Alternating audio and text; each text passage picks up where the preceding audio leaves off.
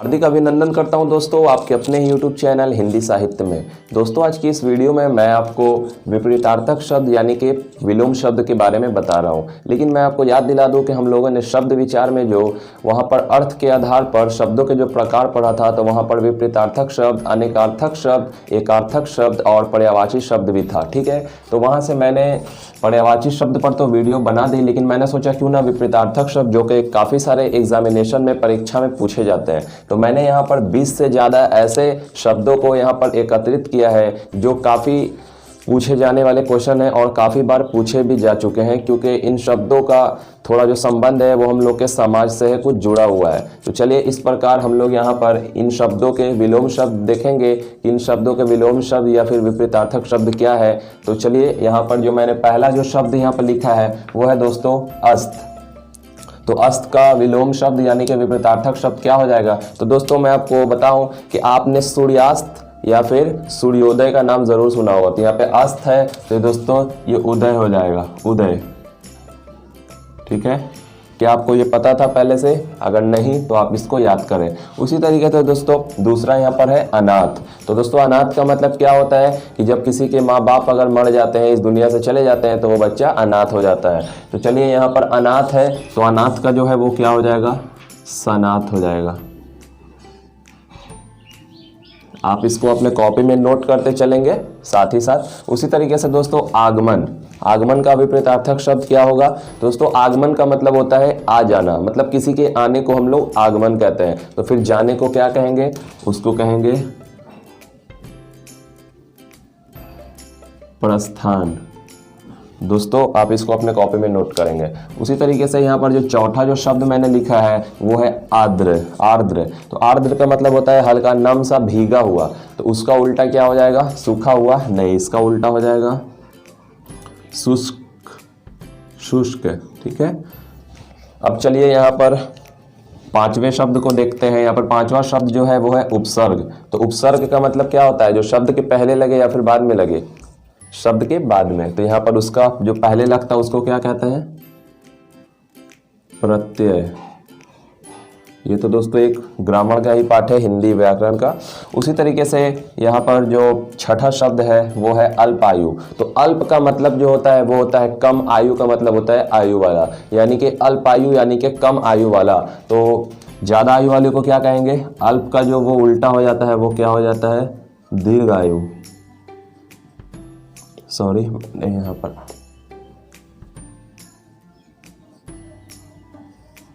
ये हो गया दीर्घायु। ठीक है, उसी तरीके से क्रोधी, क्रोधी उसको कहते हैं जो काफ़ी गुस्सैल हो, गुस्से वाला इंसान हो। तो अभी सामने वाला बंदा जो है वो काफ़ी क्रोधित है, वो क्रोधी मोड में। ठीक है, तो जो उसके जो उल्टा सामने वाला जो उसके आदमी है वो कैसा होगा? वो होगा शांत। क्रोध, गुस्से में इंसान क्रोधित हो जाता है। उसी तरीके से खेद, आप लोगों ने कई बार ऐसा देखा होगा कि असुविधा के लिए खेद है, यानी कि मुझे अफसोस है या कुछ भी इस तरीके से अपने मन की व्यथा वहाँ पर जताते हैं कि असुविधा के लिए खेद है। यानी कि कार्य अगर किसी भी प्रगति पे होती है, सरकारी कार्य, तो वहाँ पर ये सेंटेंस तो आपने जरूर देखा होगा, ये वाक्य जरूर देखा होगा कि भाई इस चीज़ का काम चल रहा है, असुविधा के लिए खेद है। तो खेद का क्या हो गया? प्रसन्नता। उसी तरीके से गिरहस्थ। तो दोस्तों गिरहस्थ किसे कहते हैं पता है आपको? गिरहस्थ उसे कहते हैं जो अपने घर पे ही रहकर अपनी आजीविका चलाते हैं और अपना जीवन यापन कहते हैं। यानी कि जैसे हम लोग कमाते हैं, घर पे रहते हैं, खाते हैं, पीते हैं, सोते हैं, लेकिन एक वो इंसान जो अपने घर छोड़कर, सारी रोजी रोजगार छोड़कर कहीं ना कहीं चला जाता है, उसको हम लोग क्या कहते हैं? मैं लिख देता हूँ डायरेक्ट, उसको हम लोग कह देते हैं यहाँ पर सन्यासी, जो सब कुछ छोड़कर जंगल में चले जाते हैं। उसी तरीके से चंचल, हम लोग कहते हैं ना कि ये बच्चा बहुत चंचल है। चंचल का मतलब क्या होता है? आपने तितली को देखा है? वो कभी इस पेड़ से, कभी इस पेड़ पर, कभी इस पेड़ पर। बंदर भी उसी तरीके से होता है, कभी इस पेड़ पर चढ़ता है तो फिर उस पेड़ पर, फिर उस पेड़ पर। तो उसको हम लोग चंचल कहते हैं। लेकिन सोचिए कि अगर इसका उल्टा हो जाए, यानी कि वो बंदर बस एक जगह ही बैठा रह जाए, तो हम लोग उसको क्या कहेंगे? उसको कहेंगे स्थिर। तो चंचल का जो विलोम शब्द हो गया वो हो गया स्थिर। अब चलिए यहाँ पे इस तरफ के शब्द को देख लें। तो दोस्तों यहाँ पर लिखा हुआ है न्यून। दोस्तों न्यून का मतलब होता है कम, थोड़ा, ठीक है। तो न्यून का हो जाएगा अधिक। आप लोगों ने मैथ्स में जरूर पढ़ा होगा न्यून कोण और अधिक कोण, ये हो गया।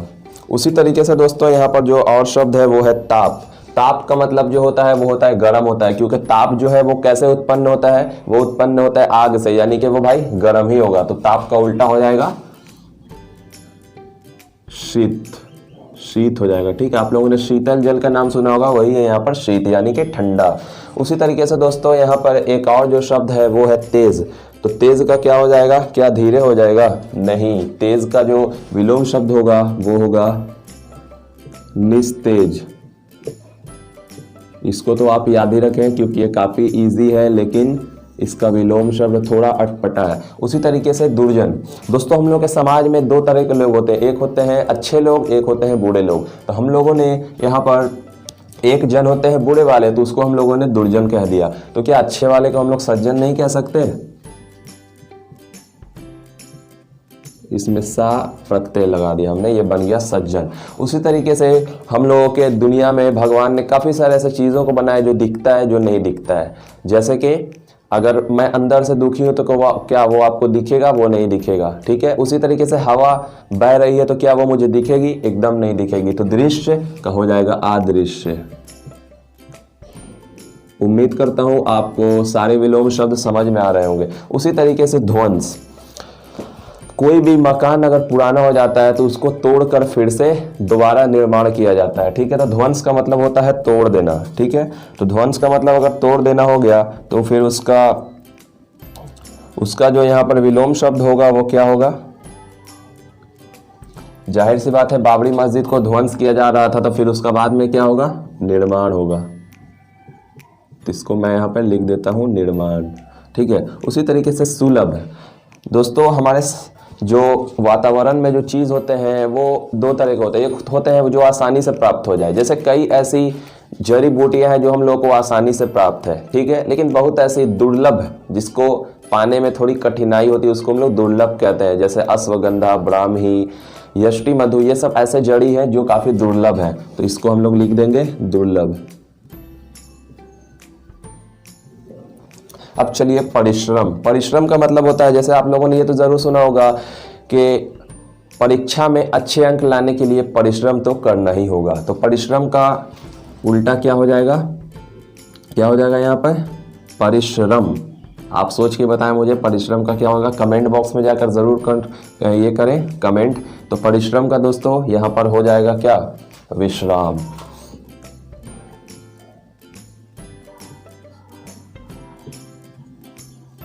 किसको किसको पता था विश्राम, ये मुझे कमेंट बॉक्स में बताएं। उसी तरीके से राजा। क्या राजा का उल्टा रानी होगा, नहीं, वो तो उसका स्त्रीलिंग हो गया, ठीक है। राजा का मतलब होता है काफ़ी पैसे वाला, जिसके पास सब चीज़ हो। लेकिन एक ऐसा भी बंदा होता है जिसके पास कुछ नहीं होता है, उसे कहते हैं भिखारी। लेकिन यहाँ पे राजा के लिए यहाँ पे विलोम शब्द जो यूज होगा वो है रंक, ठीक है। उसी तरीके शकुन। कई टीवी सीरियलों में देखा गया, अरे मुहूर्त निकला जा रहा है फिर अब शकुन हो गया, या फिर दिया बुझ गया अब शकुन हो गया। तो यहाँ पे शकुन का जो उल्टा विलोम शब्द होता है वो होता है अपशकुन। ये तो उम्मीद है कि काफ़ी सारे लोगों को पता होगा जो इस वीडियो को देख रहे हैं। उसी तरीके से दोस्तों श्रद्धा। श्रद्धा का मतलब कोई बताएंगे मुझे, श्रद्धा क्या होता है, मतलब किसी से लगाव होता है, मोहब्बत होता है, हम उसके पास जाते हैं, उसको हम लोग कहते हैं श्रद्धा। जैसे भगवान के प्रति भी श्रद्धाएं होती हैं लोगों की। लेकिन श्रद्धा जब इतना मोहब्बत है तो उसका उल्टा क्या होगा, हम उससे नफरत करेंगे, यानी कि घृणा करेंगे। ये हो गया घृणा। उसी तरीके से दोस्तों यहाँ पर निचला जो शब्द है वो है श्वास। श्वास का मतलब होता है सांस लेना। तो सांस छोड़ने को क्या कहेंगे, मैं यहाँ पर लिख देता हूँ, उच्छ्वास इसको कहते हैं, ठीक है। श्वास और उच्छ्वास की प्रक्रिया को ही हम लोग क्या कहते हैं, श्वसन कहते हैं। यानी कि सांस लेने की प्रक्रिया में ये दोनों का होना बहुत ही जरूरी है, सिर्फ एक से काम नहीं चलता, सांस लेंगे तो सांस छोड़ेंगे भी, ठीक है। चलिए अब स्तुति। स्तुति का मतलब क्या होता है पता है आपको, स्तुति का मतलब होता है कि किसी का पीठ पीछे तारीफ करना, ठीक है। तारीफ तो एक प्रशंसा होती है कि हम कर देते हैं सामने में, लेकिन एक होता है कि मुंह के सामने नहीं, पीछे में करना। तो अगर पीछे में अगर उसकी बुराई करेंगे तो वो क्या होगा, वो हो जाएगा शिकायत नहीं, वो हो जाएगा निंदा। ठीक है। उसी तरीके से स्वार्थ, आप लोगों ने ये शब्द जरूर सुना होगा कि वो बंदा काफी मतलबी है, वो सिर्फ अपने काम से काम रखता है। लेकिन एक क्या होता है निस्वार्थ, निस्वार्थ। आपको किताब में स्वार्थ का जो विलोम शब्द है वो कोई दूसरा भी मिल सकता है। उसी तरीके से दोस्तों स्वार्थ के नीचे जो शब्द है वो है क्षुद्र। तो क्षुद्र का मतलब होता है काफी छोटा। ठीक है, काफी छोटा, तो इसको हम लोग लिख देंगे क्या, विशाल। क्या ये सही है? आप मुझे कमेंट बॉक्स में जाकर बताएं कि क्षुद्र का विशाल सही है या नहीं। उसी तरीके से यहाँ पर नीचे में जो लिखा हुआ मिल जाता है हम लोगों को क्षमा। जैसे हम लोग किसी से क्षमा मांगते, भाई मुझे क्षमा कर दो किसी गलती के बदले। ठीक है, तो यहाँ पर दो कंडीशन, एक तो वो मुझे क्षमा करे या फिर मुझे दंडित करे, तो ये हो जाएगा दंड। उसी तरीके से देव, जैसे इंसान को देव कहते हैं, तो इंसान का जो उल्टा वो क्या होता है, हैवान होता है। लेकिन यहाँ पर हैवान का तो इस्तेमाल नहीं करेंगे क्योंकि यहाँ पे देव है, तो ये हो जाएगा दानव। अब चलिए यहाँ पे ग्रामीण, ये शब्द तो आप लोगों ने काफ़ी बार न्यूज़पेपर में भी पढ़ा होगा। ठीक है, तो ग्रामीण का मतलब होता है जो गांव के क्षेत्र में रहते हैं, देहाती क्षेत्र में रहते हैं, गांव में रहते हैं। ठीक है, लेकिन यहाँ पर सोचिए कि जो शहरी क्षेत्र में रहते हैं उसको हम लोग क्या कहेंगे, उसको कहेंगे नगरीय। जो नगर में रहते हैं नगरीय। ठीक है, उसी तरीके से गुप्त। रोग दो तरह के होते हैं, एक तो होता है सामने दिखने वाला रोग, एक होता है गुप्त रोग। लेकिन गुप्त का यहाँ पर उल्टा क्या होगा, वो होगा प्रकट। गुप्त का मतलब होता है छुपा हुआ, तो ये तो भाई प्रकट है, दिख रहा है जो। उसी तरीके से तारीफ, तारीफ का उल्टा क्या होगा, ये वर्ड थोड़ा उर्दू जैसा है। तारीफ का वर्ड आप मुझे बताएंगे कि तारीफ जो है उसका मतलब यहाँ पर क्या होगा। तो तारीफ का यहाँ पर क्या हो जाएगा, लिख दूं मैं यहाँ पे, तारीफ का बुराई करना, बुराई करना। उसी तरीके से दोस्तों थलचर, थलचर यानी कि मतलब वैसा प्राणी, जैसे एक होते हैं उभयचर यानी कि जो पानी में भी रहते हैं जमीन में रहते हैं, जैसे कि मेढक। लेकिन एक यहाँ पर शब्द है थलचर जो कि जमीन पर रहता है। तो जो जमीन पर रहता है तो उसका उल्टा क्या होगा, जलचर यानी कि पानी में रहने वाला, ये हो गया जलचर। उसी तरीके से तुच्छ, तुच्छ का जो इस्तेमाल हम लोग करते हैं किसी को छोटा दिखाने के लिए, नीच दिखाने के लिए। ठीक है, तो तुच्छ का जो मतलब हो जाएगा वो क्या हो जाएगा यहाँ पे, महान। क्योंकि ये संज्ञावाचक के लिए इस्तेमाल किया जाता है तुच्छ, इसीलिए हम लोग इसको महान कहेंगे। और यहाँ पर तारीफ को हम लोग बुराई करना, या फिर क्या लिख दो यहाँ पर, शिकायत, शिकायत। ठीक है, तो दोस्तों मैं उम्मीद करता हूँ कि ये वीडियो आपको काफ़ी पसंद आई होगी। और यहाँ पर जो मैंने भी यहाँ पर जो सेट 1 बनाकर यहाँ पर आपको प्रैक्टिस करवाया, इसमें से आप कितने सही कर पाए, आपको कितना इसमें से पहले से पता था, ये मुझे आप कमेंट बॉक्स में जाकर बताएं। और सेट 2 के लिए आप मुझे कमेंट करें, मैं फिर से आपके लिए सीरीज़ लेकर आऊँगा। ठीक है, लेकिन मुझे रिस्पॉन्स सही मिलना चाहिए और मुझे ऐसा ही सपोर्ट होना चाहिए ताकि मुझे भी मोटिवेशन मिले, मैं आपके लिए सही सेट लेकर आता रहूँ हर सब्जेक्ट, हर टॉपिक पर। वीडियो को लाइक कर दीजिए और चैनल को सब्सक्राइब कर दीजिए अगर अभी तक सब्सक्राइब नहीं किया तो। चलिए मिलता हूँ आपसे नेक्स्ट वीडियो में।